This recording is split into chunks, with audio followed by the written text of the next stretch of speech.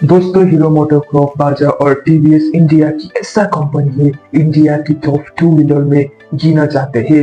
लेकिन जापान की Honda, Suzuki और कावासाकी जैसे टू व्हीलर्स की टेक्नोलॉजी और जॉइंट वेंचर्स के बिना ये कर पाना पॉसिबल नहीं था, क्योंकि हमारे पास नहीं टेक्नोलॉजी था और नहीं रिसर्च डेवलपमेंट की सुविधा थी। हम मजबूर थे उन विदेशी कंपनी की सारा सोच को मानकर उनके साथ काम करने के। लेकिन जैसे ही इंडिया कंपनी को ये लगा कि उन्हें सहारा की जरूरत नहीं, तो कैसे न कैसे मुद्दे को अधिकार बनाकर ये जॉइंट वेंचर से अलग हुआ। ये से ये दिलचस्प कहानी है हीरो ग्रुप और होंडा मोटर का बीच। लेकिन क्या आपने कभी भी सोचा है कि इतनी सक्सेसफुल पार्टनरशिप होने के बावजूद भी हीरो ग्रुप और होंडा की अलग क्यों हुआ?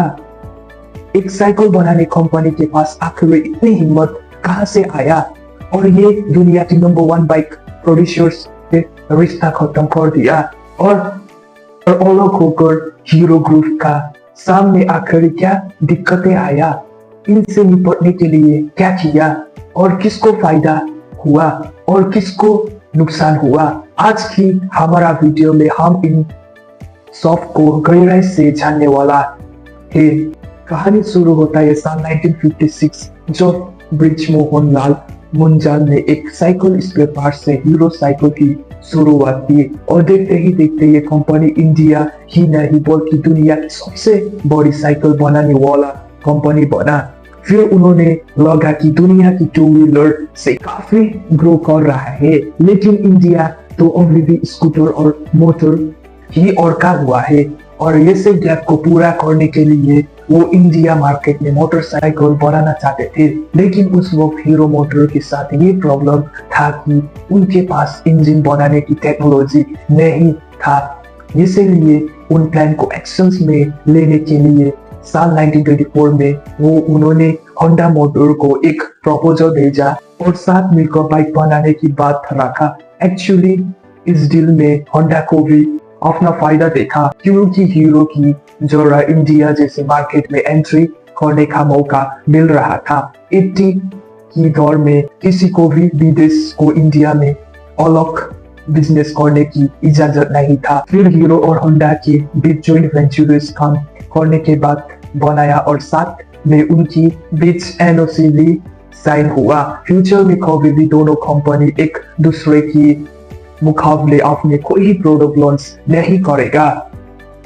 हरियाणा में अपना पहला प्रोडक्ट प्लांट स्टैब्लिश करने के बाद साल 1985 में जब हीरो होंडा CD 100 से अपना पहला bike feel it, shot it, forget it के साथ लॉन्च किया, तो हीरो होंडा की इमेज एक फ्यूल एफिशिएंट और रिलायबल है, जिसमें बाइक की बॉडी बनाने का जिम्मा हीरो का था और इंजन की सप्लाई होंडा को करना था। और इसके बाद स्टैंडर्ड और फैशन जैसे पॉपुलर बाइक ने हीरो होंडा की पोजीशंस को और मजबूत बना दिया।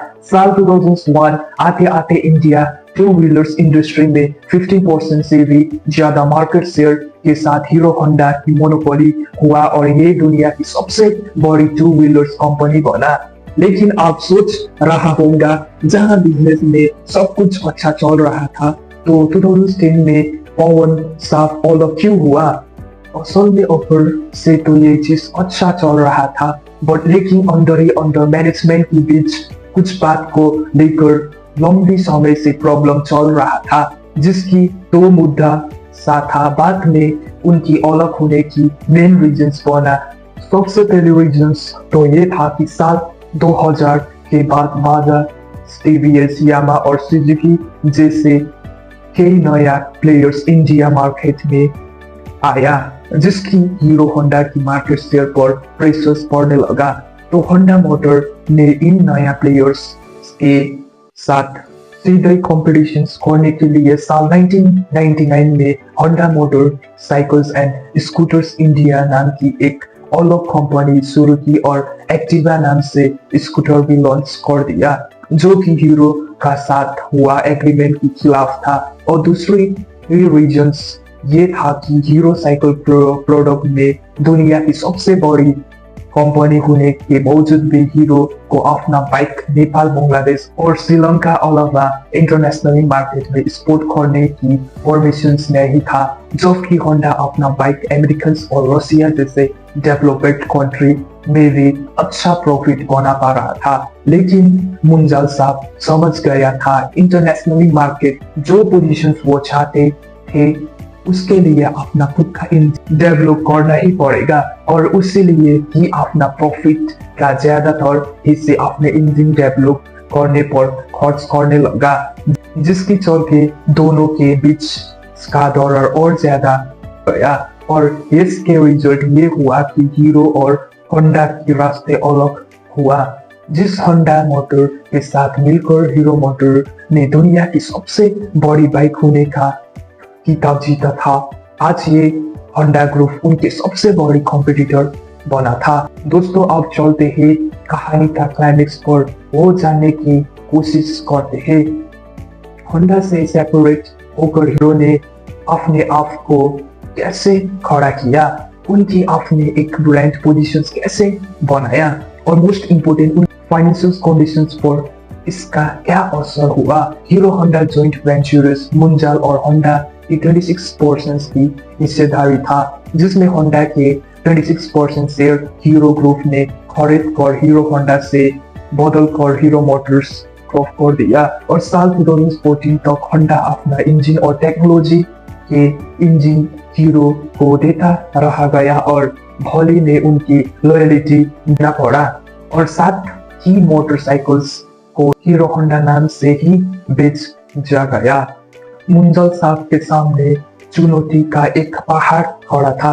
उनके पास खुद की मैन्युफैक्चरिंग प्लांट और सप्लाई चेन एस्टैब्लिश करने के लिए सिर्फ 3 से 4 साल का वक्त था, लेकिन हीरो मोटर क्रॉप एक सारा चैलेंज को ओवरकम करता हुआ साल 2014 में राजस्थान में पहलो प्रोडक्ट यूनिट को शुरू कर दिया। साथ ही जयपुर में एक वर्ल्ड क्लास आइडेंटिटी सेंटर की नींव रखा डी और साल 2016 में 850 करोड़ में तैयार हुआ।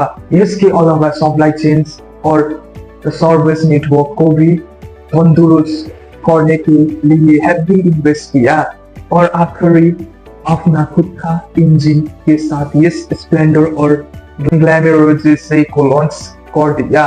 लेकिन इतनी सब कुछ हीरो के सक्सेस के लिए काफी था, शायद नहीं हीरो को एक साइकिल्स बनाने की कंपनी जानता था, मोटरसाइकिल तो होंडा के नाम का था।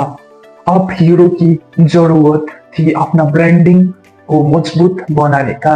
उन्होंने होंडा से अलग अपना पहचान एक स्टार की रोल कंपनी एक ग्रुप में बनाने की चुनौती था।